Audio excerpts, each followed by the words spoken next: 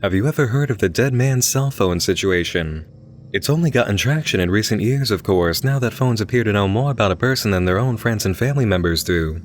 The situation is named for a play by the same title which premiered in 2007, and it's all about a woman who, just like the player character in the game Sara Is Missing, finds a cell phone that's clearly missing its owner.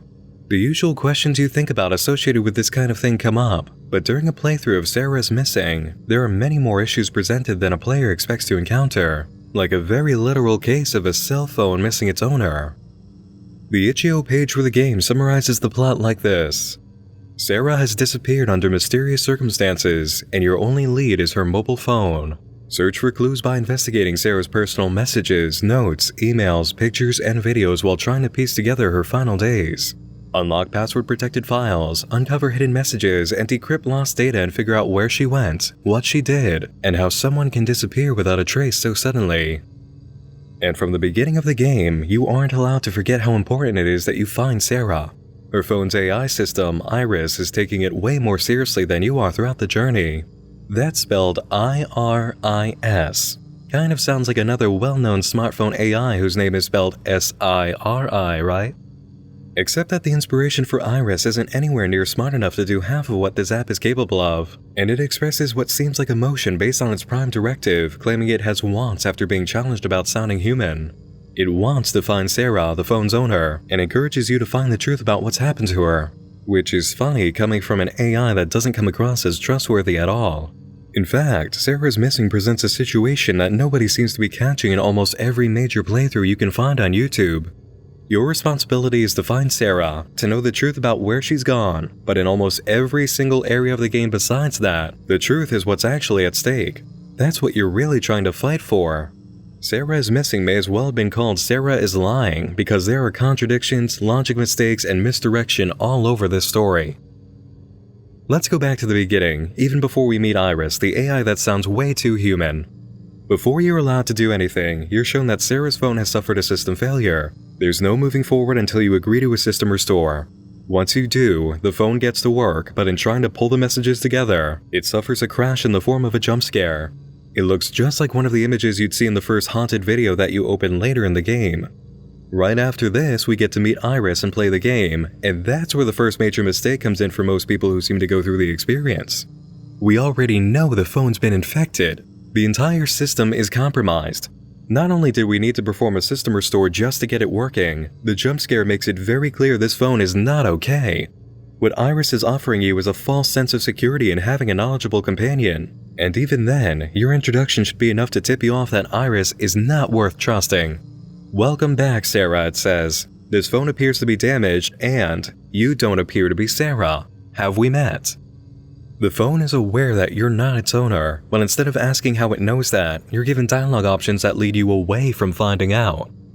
An iris is part of an eye, which allows dilation of the pupil for the amount of light that comes in, which is the very same function of a camera aperture, a structure we see as the icon for the iris application. Both of these are clues to let you know something very important. Iris is watching you through the phone's camera. It knows that you're not Sara because it can see you. So, in the very beginning of the game, you open a smartphone that we see has been compromised with something malicious. We meet an application that very clearly has access to the camera pointed at your face. And that application is an AI system that sounds way too human to be genuine, to the point that the game itself wants you to be made aware of it. These are major red flags. Next up, we move into the messages where the bulk of our information can be found. Here's where we start to understand that we might not be able to trust Sara either. On February 14th, which was both Valentine's Day and Sara's birthday, she sent out a few messages. Some to Derek, her ex-boyfriend who had only just become an ex, and her mother. Derek, the ex-boyfriend, very much comes across as someone who's been broken up with. He expresses that he wishes the relationship could continue and that things had been different, while Sara is very clearly angry and offended. She says to Derek, "Things ended when you left. You left." A few messages later, we know why he left. He's a photographer who accepted a job to go to another country and shoot nude models, and he must have waited until the very last minute to let Sara know. Those are the circumstances around their breakup. Derek left on a job he didn't tell Sara about because it involved nude model photography and leaving the country, and just to really dig the knife in, it happened on Valentine's Day, which was also her birthday. Derek doesn't want the relationship to end, but Sara has decided that it's over. So why does she later tell her mother, Derek and I have decided to end things, and tells Buddy, Derek broke up with me? The truth is that Sara broke it off with Derek, but she's changing up her story with two different people when it's not necessary. We may be going through her phone, but how much can we actually learn about this person by doing so? We may not even be able to trust what we find on here. The next issue that comes from the text messages is a really weird one, and the circumstances around its meaning may actually be simple and kind of foolish, or might mean a whole lot to the investigation. For this, we turn to Sara's worst contact, Buddy, who begins sexually harassing her through text right after talking about thesis projects for school. Sara says that she's too busy to hang out because she needs to compose her final thesis. Buddy asks what she's writing about, and even though Sara is noticeably cynical about his interest, he says to go for it. We then receive a message from Buddy. I'm doing a research on the relativity of ghosts to culture and how it transcends from verbal tales handed down through the generations to a digital and cyberspace hauntings. Here's the problem with this. The message from Buddy came through on February 30th. When you unlock the gallery for the phone, you also unlock Sara's videos. We know from the very first video we were shown that videos are named after the day they're taken by default. The Cry for Help video Iris showed us is titled 2016-04-30. That's April 30th, 2016, the night Sara disappeared. We have a lot of evidence from late in the game that marks it as the night before we find the phone when she was attacked by a kidnapper. Keeping this in mind, when you go through Sara's videos, you'll find a recording from March 27th that has Sara talking about whether or not ghosts are still relevant in today's society. She rambles a bit about the history of ghost stories, the inclusion of the vampire legend, and the modern adaptation of ghosts that work through cyberspace. It's basically the entire concept that we just got from Buddy. We learn through Sara's conversations with her mother, Faith, and James that she's studying parapsychology, which is the scientific study of the supernatural. It makes sense that Sara would be rehearsing what seems like the rough draft for a research paper on this topic because of the messages that we've read. After all, the email she receives later from her school reminds her that the deadline for submitting a final thesis is April 30th, so she only has just over a month left. But if Sara is the parapsychology major, why would Buddy come across as saying that he's doing a thesis paper on the same exact thing much earlier? I'm going to level with you here. I think there's a pretty strong possibility the developers of the game just had a major typo when it came to this section.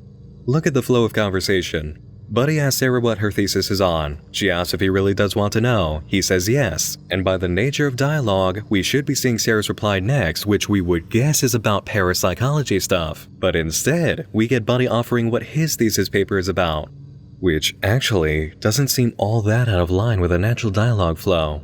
Because we have Buddy, who obviously wants something from Sara, offering free information so he can establish common ground in pursuit of his ulterior motives. But does that really seem like something Buddy would be into? It's really tough to gauge how seriously we can take him. But we do have some evidence to back up the idea that Buddy is only friends with Sara because he's into parapsychology. If you go into her email, you'll find a message from Buddy about a chainmail warning. Hey Sara, I'm forwarding this to you.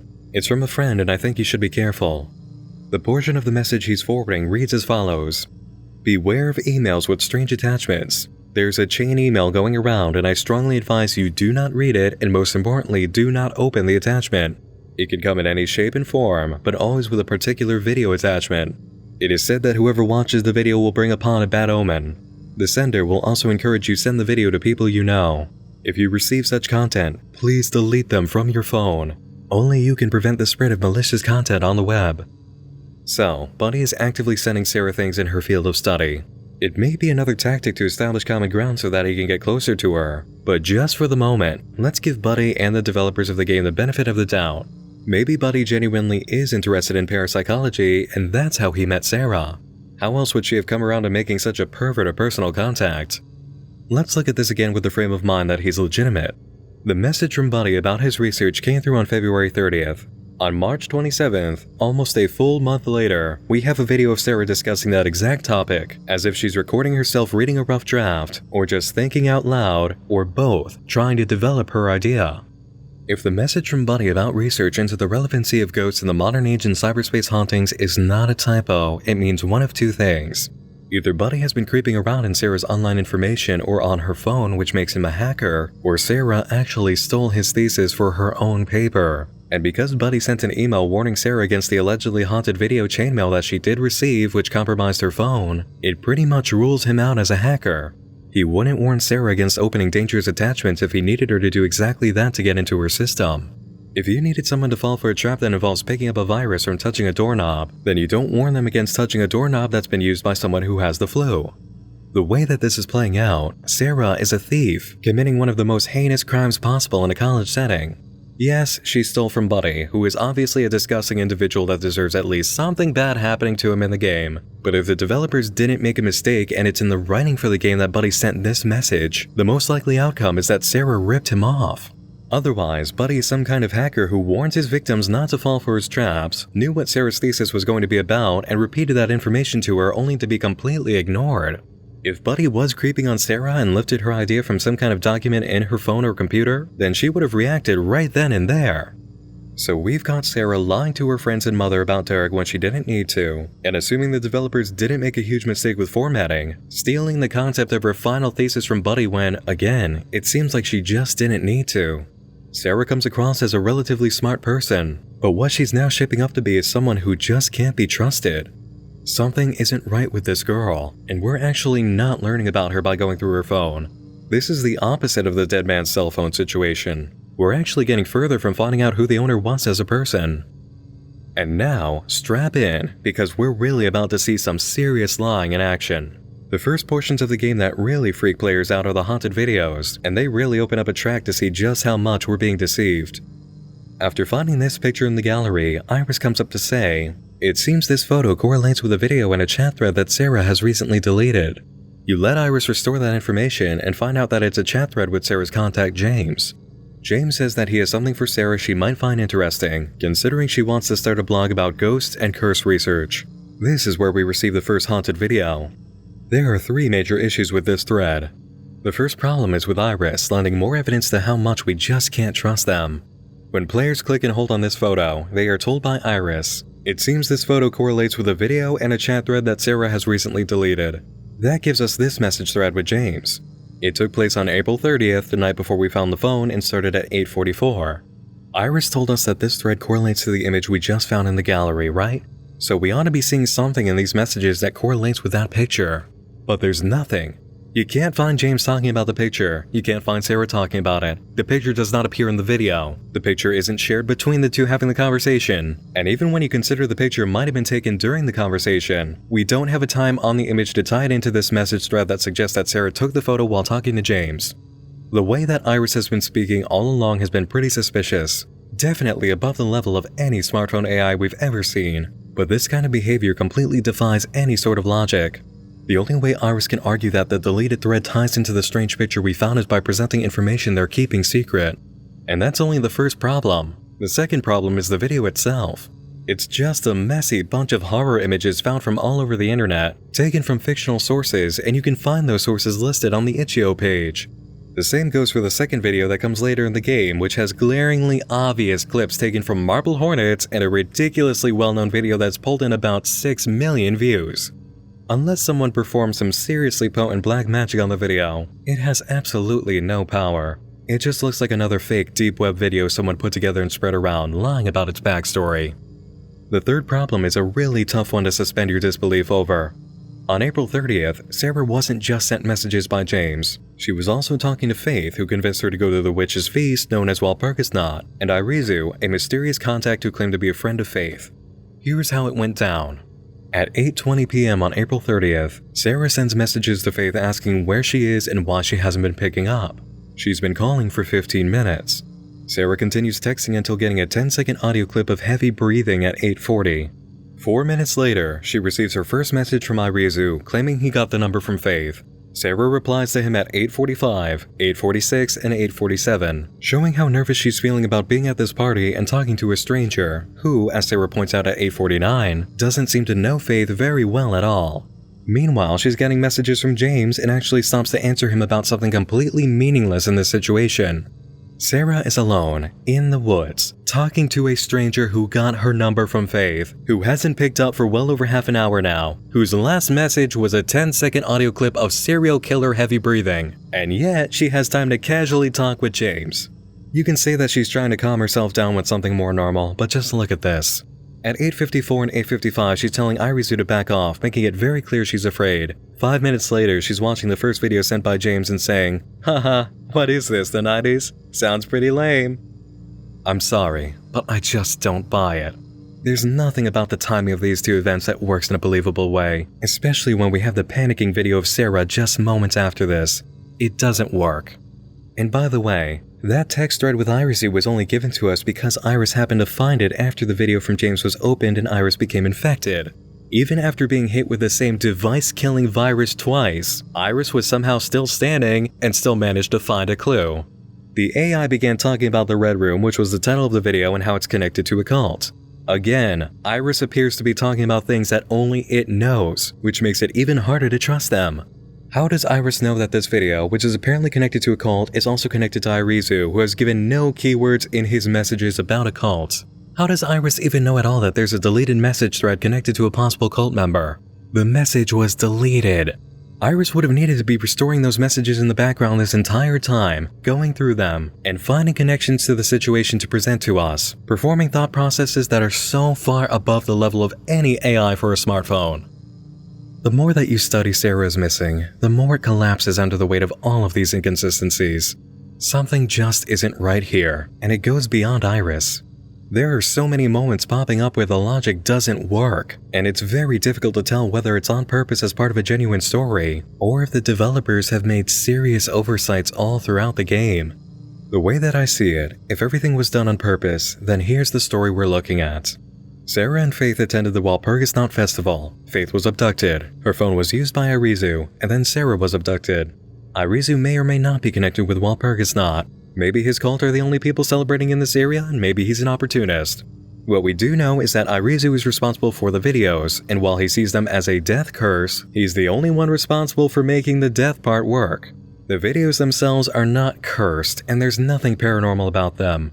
They're just carriers for very malicious viruses that take over someone's phone and provides control to a third party. In this case, I believe Irisu is the controller. Having deleted the evidence of his existence and stalking of the girls, which we can ascertain from the far-off picture taken of him by Sara one night, Irisu left the phone behind to be discovered as a test for anyone who would come across it. Seeing as how he had control over the phone and Iris, he would be able to speak through the AI, convincing whoever picked up the phone to help Sara, and use selective restoration points to create a breadcrumb trail leading to the choice between killing Sara or Faith. I don't think Iris was completely overtaken by Irisu because in one of the 3 endings, if you fail to choose in time, Iris will automatically send a message to save Sara's life. The AI, as unbelievably intelligent as it is, acts without you to serve its prime directive of helping Sara. It might be Irisu getting impatient, still masquerading as Iris, or it could be the AI, but we don't know. This is the only way that any of this plot makes sense to me under all of the logic holes, the overly intelligent AI, and the inconsistencies. There are only 2 conclusions I can come to after studying the game. Either there is a method behind the madness, and it's all Irisu's doing, or the developers have made so many mistakes in writing and formatting that there is no fixing the game in its current state. Irisu is a stalker, hacker, and killer who's part of a cult, and Sara and Faith came too close to his circle, with Sara being involved only because Faith dragged her along. They weren't the only ones he was trying to attack because word about the Red Room video virus was getting around, but they fell for his trap. He made the videos out of whatever creepy images and videos he could steal online, which were not paranormal, but did have a major virus designed to take control and scare someone whose device is infected. The entire time, he was just playing you as part of a cult initiation, restoring whatever information he needed to at any given point to keep you on the trail. With everything else on the device, he controlled and changed information at will. Iris was too human because it was being operated at points by a human. There are no ghosts or supernatural forces in the game. Just some really evil individuals who wanted to see if you'd kill a poor, helpless, innocent girl after maybe catching on that she wasn't as good-hearted as her phone's AI would have you believe. If that's not the plot, then I think the game might be very broken in the storytelling department, and it needs a serious amount of rewriting before a full release. It's the only way I can see any of this making sense through what would otherwise be glaring errors and moments of completely ignoring logic for the sake of convenience. You can't make a smartphone game like this and have an AI system from about 10 years in the future on it and expect us to just believe that. And they can't just keep making connections to a situation for us out of thin air. Adding the option to make a comment about how smart this AI is does not solve the issue. You don't get to gloss over flaws in your writing by having a character point out the flaw in your writing and say, "Huh, that's pretty weird, right? Oh well, never mind. I'll go with it." Who cares? I will admit this though. The game has a very cool format and a unique storytelling approach. It's just that Sara Is Missing is only good on that front, and once you look at it under a critical eye, it all falls apart. I'm sorry, but at the end of the day, this is a gimmick game. It has a hook, and that hook is very cool, but the full execution isn't done well enough to praise the whole game. But there is hope for a turnaround when it comes to Sara Is Missing. Even though you have to go through the Twitter account for the developer just to confirm this, it turns out that what's going around for Sara Is Missing is a demo. They hope to have the full game out early in the new year, and right now, they're probably working to make sure it's the best experience possible. I believe they can really make this a very solid game. It's just that a lot more attention needs to be paid to logic and writing. Iris needs to be scaled way down, like really, really far down when it comes to intelligence. It has to be a much more realistic digital assistant who helps with the mystery case. It can't keep pulling up leads based on convenience for the player. If the plot I've been reading through the situations presented is correct, I understand how it's happening, but altogether otherwise, I can't suspend my disbelief when it comes to Iris, and so many other small logical problems really take me out of the atmosphere. Is it alright for a demo to have issues like these? Is it acceptable to just say it's a demo and let it have a pass? It's certainly understandable for an early version to have issues, but I think so much of what's needed from releasing a demo is feedback that makes sure the full version is tightly made. Sara Is Missing is a very cool idea. It's a brilliant idea. Yes, it is a gimmick, but it's an awesome gimmick that works insanely well and provides a unique immersive experience. Now the developers just need to make sure that immersion isn't broken by some of the issues that wreak havoc on suspension of disbelief. I hope that despite whatever you may feel about Sara Is Missing, you have enjoyed this video. I usually never have major videos on things that I end up with a negative opinion on. This is actually kind of a first for me. I do like Sara Is Missing for how it's made, what it does, and what it can be in the full version. The potential is huge, and I think that Monsoon Labs can pull it off. It's just that this mystery game is one that wouldn't let me stop thinking about it and its problems. It was an elephant in the room that I had to address, and I'm glad I had the opportunity to do so. I do look forward to seeing the full version of Sara Is Missing in late winter, and hopefully I'll have a much different video to bring you about it. Major thanks to all of my supporters on Patreon who make it possible to produce more content now and in the future. Stick around to the end of this video to see all of their names. And thanks to you for joining me in the dark this evening. Once more, I'm Nick Nocturne, and I'll be seeing you again real soon. Sleep tight.